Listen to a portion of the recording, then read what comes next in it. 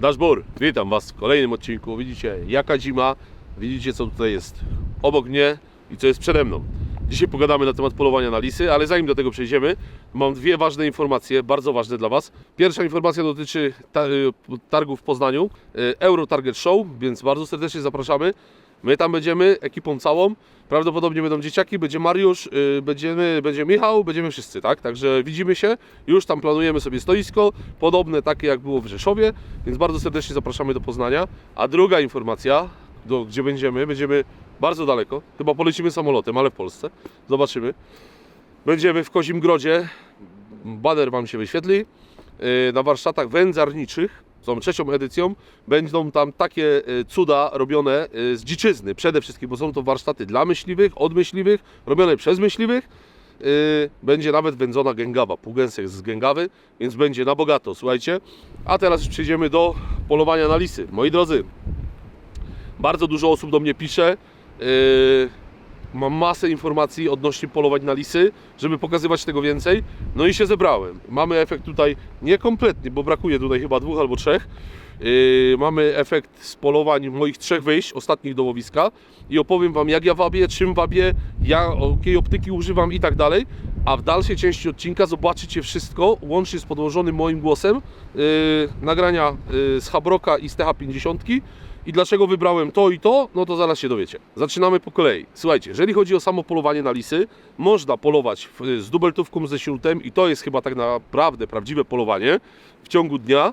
Jeżeli się uda Wam tego lisa przywabić, to jest taki prawdziwy kunszt. Natomiast dzisiaj, w dobie elektrooptyki, możemy tego drapieżnika, którego jest bardzo dużo w każdych łowiskach, skutecznie redukować. I to jest najlepszy okres polowań na lisy teraz. Chociaż uważam, że jakby była większa pokrywa śnieżna, by one lepiej reagowały na wab, dlatego że miałyby ograniczony dostęp do gryzoni, więc miałyby utrudnione polowanie i pozyskiwanie żeru, więc by bardziej efektywnie reagowały. Wielu myśliwych mówi, że na cieczce się nie powinno wabić, a ja uważam inaczej. Na cieczce się wabi się skutecznie, zresztą widać, zobaczycie zresztą w dalszej części materiału, że te wabienia w trakcie cieczki są skuteczne. I teraz po kolei. Czy wabić z ziemi, czy wabić z ambony? Osobiście, jeżeli będziecie polowali z bronią śrutową, no to lepiej z ziemi. Natomiast jeżeli będziecie polowali, moi drodzy, z bronią gwintowaną, tak jak ja poluję, z kalibrem 223, ale w tej kwestii dojdziemy sobie później, no to wtedy ja uważam, że lepiej z ambony. Co do sztucera, którego ja używam, oczywiście jest to R8, wersja Professional Success, kaliber 223 i uwaga, amunicja, której ja używam, jest to amunicja, o tu jeszcze mi łuski zostały, jest to amunicja RWS-a, gdzieś tu mam jedną kulkę sobie naszykowałem, proszę bardzo, amunicja RWS-a w kalibrze 223, zwykły SP pocisk półpłaszcz, mega skuteczny, nie tylko w polowaniach na lisy, bardzo skuteczny przy polowaniach na sarny i na małe dziki, z czystym sumieniem w tym kalibrze polecam i mało tego, mimo że RWS, cena jest bardzo normalna. Ja mam jeszcze stare zapasy, płaciłem 100 zł za paczkę, więc nie jest to dużo, natomiast ile ona kosztuje teraz, nie wiem, musielibyście sprawdzić, ale jest wybitnie skuteczna i nie uszkadza zbytnio tuszy. Co do optyki, jako spotera używam Habroka, Habrok, słuchajcie, HQ35L, czyli matryca 640, okular 35, urządzenie kompletne, termo, nokto i najważniejsze przy polowaniu na lisy dalmierz, który w dalszej części materiału zobaczycie, jak ja często wykorzystuję. Można obserwować na dwoje oczu, bardzo ergonomiczny sprzęt, zasilany 2 bateriami 18650 i co jest fajne, słuchajcie, jeżeli Wam się, widzicie, że kreska Wam spada, zostaje Wam jedna, albo już zaczyna dawać informację, że urządzenie się wyłączy, bo jest niski poziom baterii, odpinacie sobie klapeczkę i ja to wczoraj, notabene, po wyciągnięciu jednej baterii urządzenie nie gaśnie, pracuje na tej jednej, zapinacie drugą i polujecie sobie dalej. Zrobiłem to całkowicie po ciemku w rękawicach, zajęło mi to 3 sekundy. Wyciągnięcie z kieszeni baterii, wyciągnięcie zużytej, założenie nowej i założenie klapki. Świetny, mi się to sprawdza rewelacyjnie. Obraz zobaczycie, mam tam nagrane nie tylko lisy, więc zobaczycie, jak na 250 metrów widać pięknie wieńce u jeleni byków. Co do celownika, dlaczego ja mam Infireya TH50? Dlatego, że powiększenie wyjściowe, jedyne na rynku, startowe 3,5. Producentów mamy wielu, ja nie twierdzę, że to jest najlepszy celownik na świecie, absolutnie nie, ma swoje wady, jedną największą, czas uruchamiania tego urządzenia jest mega długi, nie wiem ile on trwa, ale długo, natomiast ma bardzo dobrą baterię, ponieważ ja 3 polowania, nie były to całonocne polowania, ale powiedzmy 3-4 godzinne, opękałem na jednym naładowaniu, nie używając dodatkowego ogniwa 18500, które wchodzi tutaj, ja go nie używam po prostu. Natomiast można mieć nie wiadomo jaką matrycę, można mieć nie wiadomo jaki okular, natomiast najważniejsze w celowniku termo jest powiększenie wyjściowe, a tu startujemy od 3,5 i to jest bardzo dobre przy polowaniu na lisy. Jeden strzał jest oddany bodajże na 168 metrów do lisa i zobaczycie, strzał oczywiście celny. Drugi jest oddany na dystansie chyba 140, któryś tutaj widziałem tylko na miedzy praktycznie łeb i dostał centralnie tam, gdzie mierzyłem. I to jest naprawdę urządzenie, które pozwoli Wam bardzo precyzyjnie strzelać, nie tylko drapieżniki, ale jest mega dobre. Co dalej? No oczywiście, żeby ten lis do Was przyszedł, potrzebujecie wabiki. Ja tutaj sobie naszykowałem. Ja używam 4. Wszystkie są z firmy Gunbroker. Pierwszy, no nie wiem, czy FC01, FC02, ale jest taki. Bardzo skuteczny, ponieważ dławiki, które są w środku, są na Predatorze. I powiem Wam, dlaczego uważam je za jedne z najlepszych. Mam drugi gdzieś tu, jeszcze mam oczywiście najlepszy pisk myszy na świecie, kiedykolwiek to ktokolwiek zrobił. No to tutaj Gunbroker zrobił najlepszy pisk myszy na świecie. Tam na jednym chyba ujęciu widać, jak lis do nas biegnie. Poza tym, jak chcecie, to cofnijcie się do odcinka, gdzie mieliśmy Infireya TD70L z E6 Pro i tam biegł lis na ten pisk myszy, no nie chciał się zatrzymać. Po prostu tak idą. Bardzo skuteczny wabik, aczkolwiek on jest skuteczny wtedy, kiedy nie ma wiatru. Na pewno dzisiaj przy takiej pogodzie, jak wieje, to ten pisk myszy będzie niesłyszalny. Natomiast FC01, FC02, one są bardzo podobne, tylko jeden jest w jasnym drewnie, a drugi jest w ciemnym. Musiałbym tego zobaczyć, ale Wam się wyświetli na ekranie, bo chyba gdzieś nie go posiałem, no gdzieś go mam. One się minimalnie różnią dźwiękiem i najgłośniejszy miechowy Predator, ten oto z zatyczką, to jest fajne, że ma zatyczkę, tylko tą zatyczkę można łatwo zgubić, więc lepiej ją sobie tu wiertełkiem przewiercić i ją jakoś tutaj podwiązać po prostu, żeby jej nie zgubić. Jaka różnica między tym a tym? Różnica taka, że jeżeli jest bardzo duży mróz, ja nie mówię, że jest -2, -3, no to lepiej wabić miechowym. Dlaczego? Że tutaj, jeżeli wy musicie dmuchać w ten wabik, para, która się wydobywa, osadza się w formie szronu, lodu na membranie i on zamarza. Po prostu zamarza i trzeba go jakoś dogrzewać w samochodzie, trzeba go dogrzewać w dłoni, żeby to puściło i on przestaje działać. W przypadku miechowego nie ma takiego problemu. Wabiłem głównie to, co tutaj widzicie, wabiłem głównie tym i tym FC01, natomiast mój system wabienia jest bardzo prosty.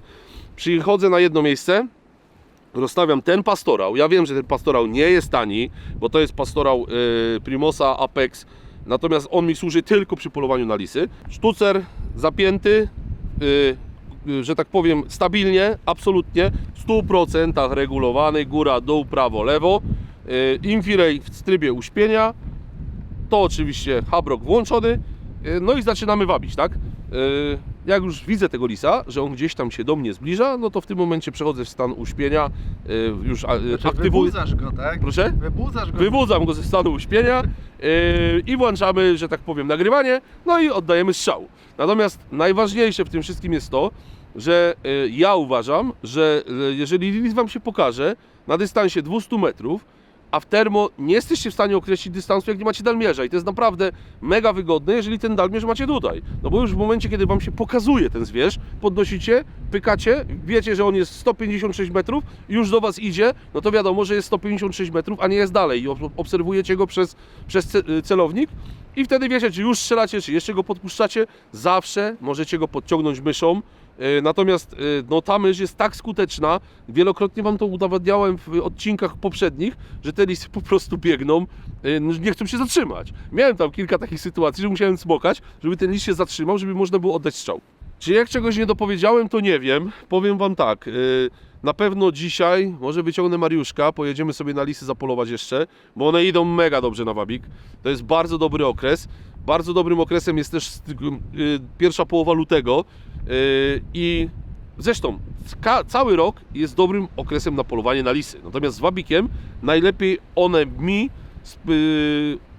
udaje się polować na lisy styczeń, luty do połowy marca, Wtedy one są bardzo, ale to bardzo aktywne i bardzo dobrze reagują na wap. Później jest tylko gorzej. No więc co, my już tych lisów mamy sporo. Ja bym chciał strzelonych w te 3 dni, nie pamiętam, ale chyba 12.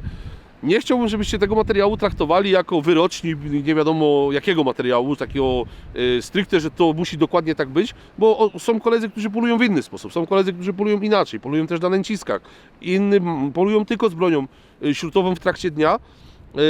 Natomiast ja uważam, że ten sposób, który ja preferuję, te wabiki, które ja używam, są skuteczne, tak? Są sezony, że strzelam tych lisów 40, 50, więc w tym krótkim okresie czasu, tak? Więc uważam, że jest to naprawdę, sposób jest skuteczny i polecam Wam, ponieważ taki wabik to nie jest duży wydatek, nie wiem, 49 zł chyba kosztuje, ta myszka kosztuje 43 zł, a daje tyle frajdy, że się w głowie nie mieści. I jeszcze jedno, no bo będą pytania, ja tam w dalszej części materiału zobaczycie potwierdzenie mojej tezy, dlaczego ja używam termo, a nie nokto. Dlatego, że lis wielokrotnie idzie do Was trawami, idzie do Was miedzą, idzie tarninami. W nokto go nie zobaczycie nigdy, natomiast w termo od razu go widać. Jak już nie macie na, że tak powiem, grzmiącym kiju założone nokto, to przynajmniej jako spotter powinniście mieć termo, tak? Bo to Wam daje ogromną przewagę, bo lis to jest trwana bestia. To nie jest tak, że on sobie, czasami jest tak, że on biegnie na oślep, ale czasami jest tak, że on podchodzi powoli, zainteresuje się, podnosi łeb, idzie naokoło, łapie wiatr.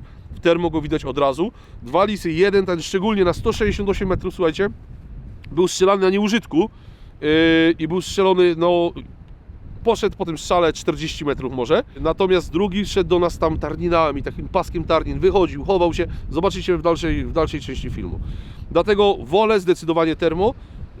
Dlaczego wybrałem Infireya? Powiedziałem Wam, zwróćcie uwagę, jeżeli będziecie kupować jakikolwiek celownik, zwróćcie uwagę na startowe powiększenie wyjściowe, ponieważ każde zwiększenie krotności rozjeżdża obraz. Jeżeli są celowniki, które mają powiększenie wyjściowe od 2, no to jest słabo.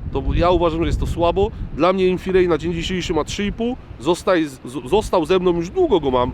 W ubiegłym roku też polowaliśmy na lisy, nawet udało się kulę strzelić, tak? Więc możecie się cofnąć i zobaczycie ten sam celownik w akcji w ubiegłym roku i teraz też go mam, tak?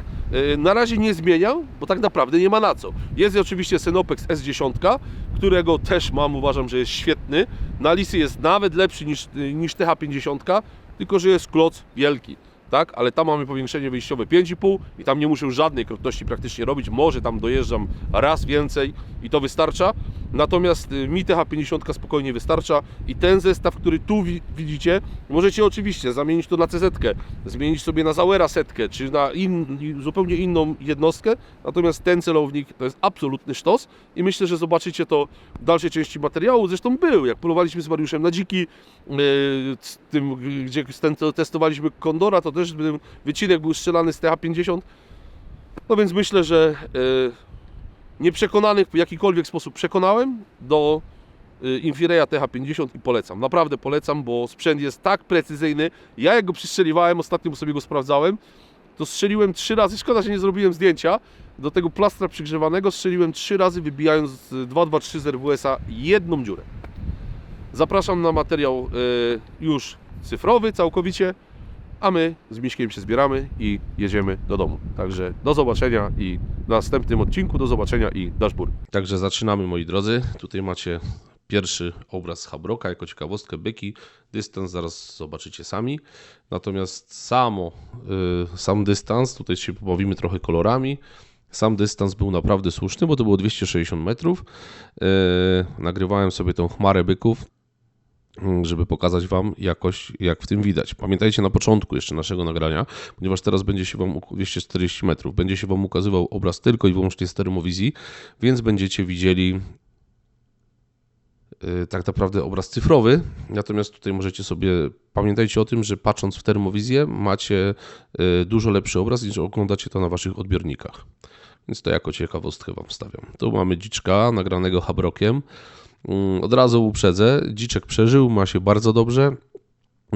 Był W momencie, kiedy zajmowałem miejsce do wabienia, zobaczyłem, że z lasu tego, którego widać w tle, wychodzi sobie dzik na pole po gryce i sobie spaceruje w naszą stronę. Więc mówię, nie ma lepszego momentu, żeby go ponagrywać, żebyście mogli sobie zobaczyć jakość. I tutaj myślę, że widać bardzo przyzwoicie.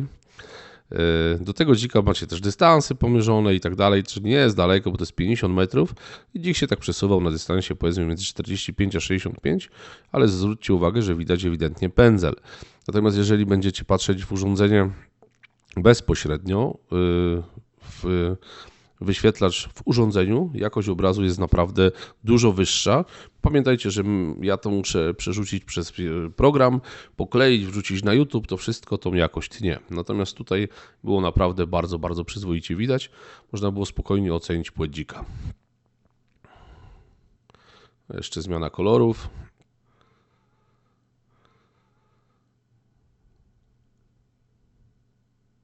Tu optyczne, czyli dzienne, nawet nie nocne, tylko dzienne się włączyło.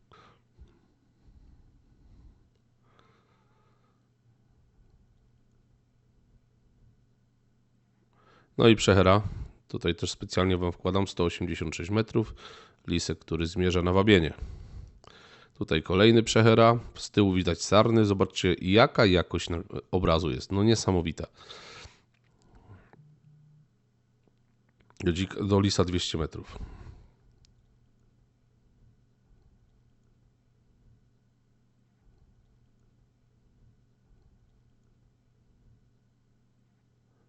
Tutaj gdzieś przejeżdżałem autem, patrzę zając. A to Wam nagram zająca. Zając był na nieużytku.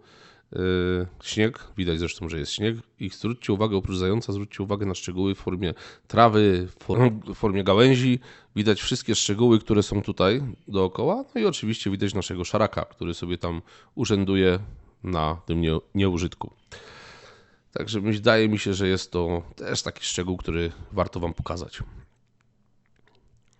Tutaj mamy sarny i chciałbym, żebyście zwrócili uwagę też na dystans 550 metrów i zobaczcie, że bez problemu widać, że są to sarny.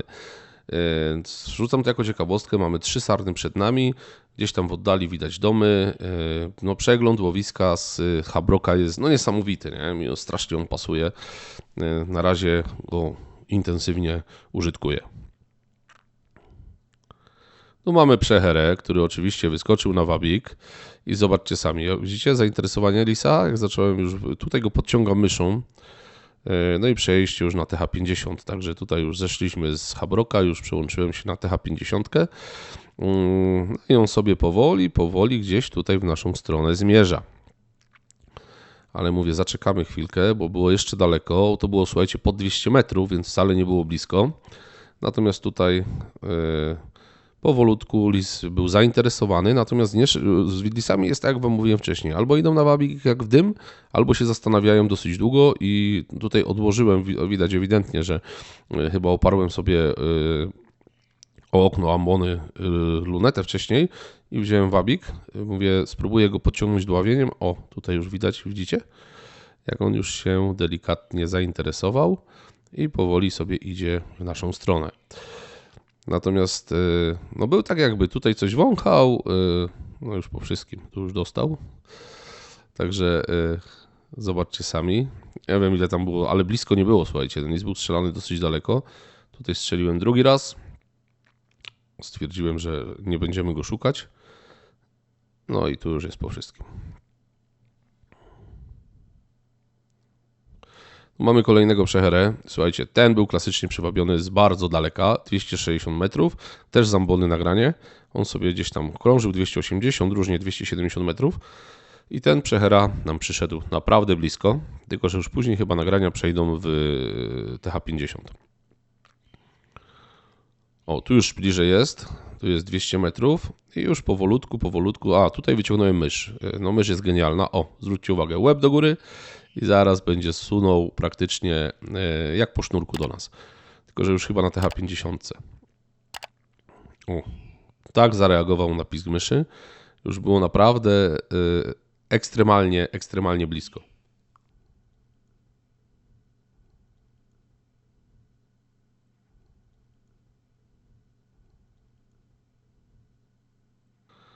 No i strzał i słuchajcie, przechera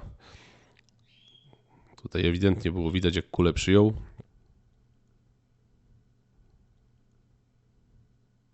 On jest na polu oranym. No i po wszystkim.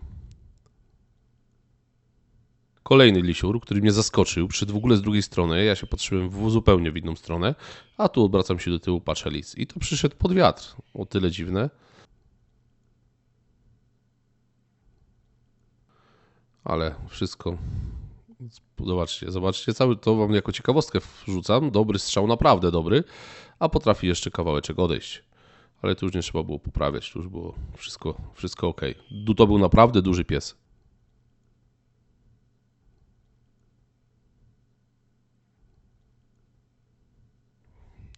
Tutaj klasycznie wabiony lis, bardzo daleka. On przyszedł nam z dystansu za horyzontu, ja go nie widziałem. Ukazał się po wabieniu. No i powolutku w naszą stronę zmierzał. I zwróćcie uwagę, jak on szedł. Ten lis się do nas szedł w naszą stronę, ale szedł ewidentnie rowem, zakrzaczeniami i trawami, dlatego tutaj widzicie, jaką termo ma ogromną przewagę nad noktowizją.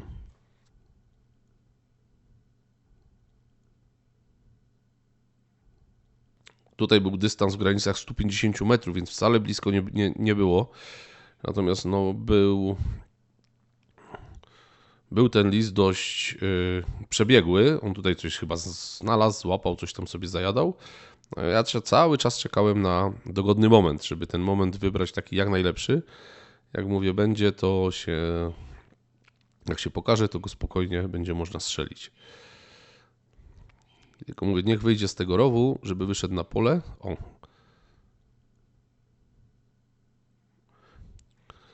Tutaj kulę przyjął i mówię, no wszystko ok. Tutaj następny, też jako ciekawostkę wam wstawiam, idzie krzakami, trawami niesamowitymi. W nokto nie byłoby opcji, żeby go zobaczyć. Natomiast tutaj było wszystko. Podjechałem tylko krotnością, dystans około 120 metrów i pięknie strzelony lis leżał. Kolejny przechera, który nam przyszedł no, też na wabik, zainteresowany i już po wszystkim. Także to... i tutaj dziczek, którego widzieliście na początku. Wrzuciłem też nagranie z TH50, bo miałem możliwość go ponagrywania, tak żebyście sobie popatrzyli na jakość. No naprawdę jakość tych urządzeń jest w tej chwili bardzo, bardzo wysoka. Przede wszystkim jakość obrazu, ale nie tylko chodzi mi o samą zwierzynę, bo zwierzyna wam się będzie świeciła tak samo, bardzo podobnie w zbliżonych produktach różnych producentów. Natomiast tu chodzi o całe otoczenie w formie trawa, gałęzie, przeszkody. No tutaj naprawdę widać różnicę, nie? Ja uważam, że i w TH50 i w Habroku jest ta różnica bardzo znacząca. O, tutaj mamy jako ciekawostkę Daniele. Tam mamy 2 dziki. Do tych dzików jest około 300 metrów, więc jest daleko, ale tutaj gdzieś tam jadąc, przejeżdżając, najechałem Daniele, które się pasły na rzepaku. I to wam rzucam jako ciekawostkę, żebyście mogli zobaczyć. Mało tego, oprócz Danieli i oprócz tych dzików będą jeszcze leżały jelenie, więc zaraz zobaczycie jelenie. Natomiast tutaj mówię, to ponagrywam TH50, żebyście mogli sobie popatrzeć. Mówię, do tych dzików jest daleko, nie? Tam w granicach 300, może 320 metrów. Do tych Danieli tam około 60-70 metrów. Więc widać tutaj ewidentnie, że jest to Daniel. Widać z tyłu po sylwetce przede wszystkim. Zaraz tutaj one już mnie widziały, więc zaraz się pewnie tutaj one zaraz zdesantowały się. I już jest po wszystkim. No i cała tam nieduża chmarka, 4 czy 5 sztuk sobie poszły. Chyba było ich 5, jeszcze jeden był z lewej strony, już teraz nie pamiętam, może się nam pokaże na nagraniu. No i gdzieś tam sobie idą w pole. Jako ciekawostkę zaraz zobaczycie. Dziki, słuchajcie, był mróz, było zmrożone. Tu jest jeszcze chyba jeden, tak. Było zmrożone naprawdę i zwierzyna jak się poruszała po tym oblodzonym śniegu, to było bardzo słychać, nie? No i tu leżały jelenie. To jako ciekawostkę wam pokazuję. Leżały sobie na brzegu Tarniny. Widać tam byka, jakiś szpicak, czy jakiś słaby byk. I Daniele nam tutaj wchodzą. Tutaj jeszcze był jeden, on się sobie tam leżał na skraju. Daniele sobie wchodzą w kępę Tarnin. I to mówię, nagram, żebyście mogli zobaczyć przede wszystkim nie tylko zwierzynę, ale i otoczenie. Jest i 5 Daniel. O, 6, czyli był jeszcze jeden. Już nawet nie wiem, czy było ich 5 czy 6, nieważne. No i tu mamy strzał typowy, jak to młodzież mówi dzisiaj, headshot. Słuchajcie, to był lis, który przyszedł mi gdzieś tam koło tych balotów, ale no w ogóle nie chciał już później zareagować na wabik. Coś tam sobie złapał na miedzy, no i 158 metrów było. No i mamy lisa kolejnego.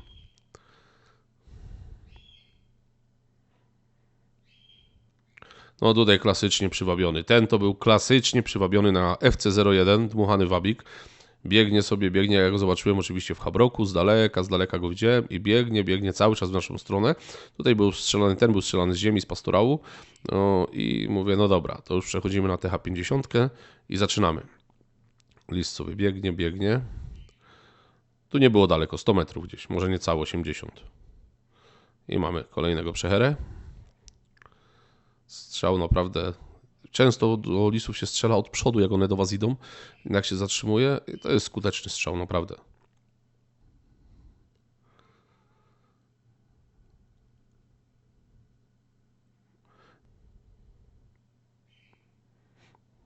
Tutaj mamy kolejnego przecherę, który mi gdzieś tam wyskoczył. Też jakby z boku, w ogóle nie z tej strony. Się spodziewałem lisa, no ale przyszedł i został. Tutaj też wam wstawiam jako ciekawostkę. Lis przywabiony z bardzo daleka przyszedł do nas pasem tarlin. Szedł. On wychodził z tej tarliny, chował się. Wychodził i się chował. No i tutaj go zacząłem nagrywać, bo widziałem ciepły punkt, tak? Wiedziałem już, że jest to lis. No i tutaj też widać tą przewagę termowizji nad noktowizją. I chciałbym, żebyście widzieli, zobaczyli sami, że w Nokto nie byłoby szans, żeby go w ogóle zobaczyć. On stał, tak był taki nieużytek i powolutku na stronę ambony szedł, ale cały czas szedł tymi zakrzaczeniami, no szczwana bestia. Ale tu już zaczął wychodzić. Mówię, dobra, tylko wyjdziesz, pokażesz się ładnie, spróbujemy. Do tego lisa było 94 metry. On strzelany był z ambony. I patrzcie, i znów się schował. Wychodzi, chowa się, wychodzi, chowa się. Ja już byłem całkowicie skupiony na nim, więc mówię tutaj na spokojnie poczekamy. Wiatr był dobry, boczny taki wiatr, ale był dobry. Wiatru ode mnie dostać nie mógł, więc tu pierwsze co zrobiłem, to zjechałem sobie krotnością na mniejszą, żeby w razie czego mieć większe pole widzenia, tak? No i ten lis gdzieś nam tutaj zniknął. Schował się i go nie ma. Ale mówię, no na pewno gdzieś ty kolego tu jesteś. O, i już widzimy ciepły punkt, wychodzi. Mówię, dobrze, to teraz i jest pięknie, już było wszystko wiadomo i jest już nasz.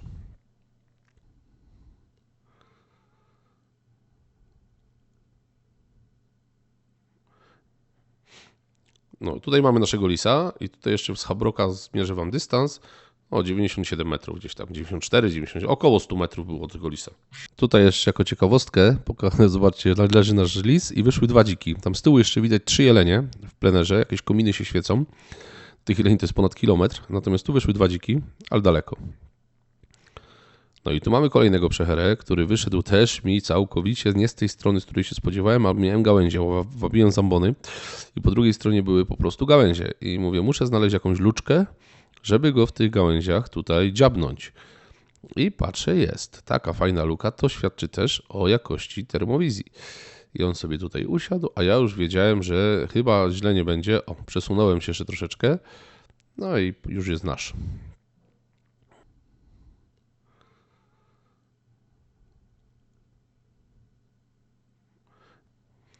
Tu kolejny, o tutaj daleki strzał, 168 metrów, słuchajcie.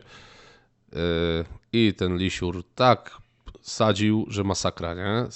I tutaj w trawach, naprawdę trawy mega. On kawałek poszedł, jakieś 40-50 metrów, ale zaraz zgasł. Tutaj jako ciekawostkę wam wrzucam zające z Habroka i widać dystans. Tutaj fajnie, bo to czyste pole. Gałęzie przed nami, ale możecie sobie zobaczyć. Sarny, no dosyć daleko. Tutaj te sarny są na dystansie 540 metrów i widać, że są to sarny. Także też o czymś to świadczy, więc tutaj myślę, że sprzęt godny polecenia, naprawdę.